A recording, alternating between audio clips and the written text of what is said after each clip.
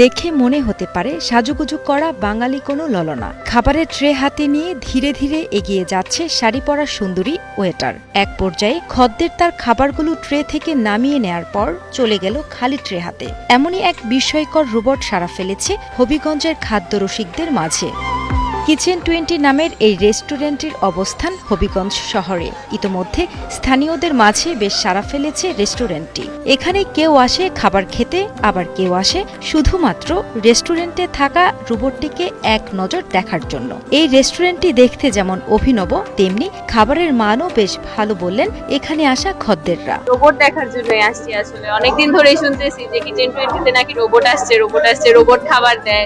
এটা দেখার জন্যই আসলে আসছি যে রোবট কিভাবে খাবার দেয়, এটা দেখার জন্য। শুধু রোবট দিয়ে খাবার পরিবেশন করা হয় এমন নয়, এখানে রয়েছে এমন একটি টয় ট্রেন যার মাধ্যমেও পরিবেশন করা হয় খাবার। রেস্টুরেন্টটিতে খাবার পরিবেশনে এমন অভিনব আয়োজন দেখে বেশ খুশি ভোজন রসিকরা। রোবট দিয়ে খাবার সরবরাহের কারণে রেস্টুরেন্টটি স্থানীয়দের কাছে পরিচিতি পেয়েছে রোবট রেস্টুরেন্ট নামে। তাই তো খাবার খাওয়ার পাশাপাশি রোবটের সাথে ছবি তুলতেও ভুল করছেন না অনেকে। রোবটের যে একটা নতুন ধারা নিয়ে আসছে, ওইটার জন্য বাচ্চারা আসলে বেশি অ্যাট্রাক্টিভ। আমার ছেলে আজকে বলছে যে আজকে আম্মু ছুটির দিন, আমি রোবটের হোটেলে যাব, রোবটের যে এখানে আছে, রোবট যেখানে সেখানে খেতে যাব।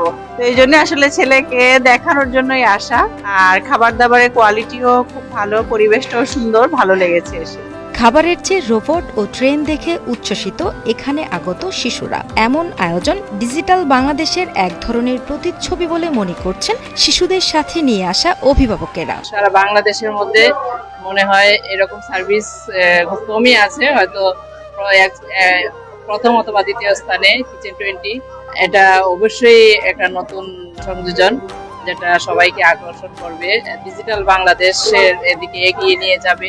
এলাকায় নতুন ধারার এই রেস্টুরেন্টটি এক নজর দেখার জন্য দূর দূরান্ত থেকে এখানে এসে ভিড় জমাচ্ছেন অনেকে। কিচেনটির এমন নতুন আঙ্গিকের প্রশংসা করছেন তারা। অনেকে আগেও ছিল, বর্তমানে নতুন আঙ্গিকে এটা নতুনত্ব সৃষ্টি করেছে এবং নতুনভাবে পরিবেশিত হইতেছে, যার জন্য এখানে লোকেরও সমাগম বেশি, খাবার মান এবং সার্ভিসের কোয়ালিটি খুবই উন্নত।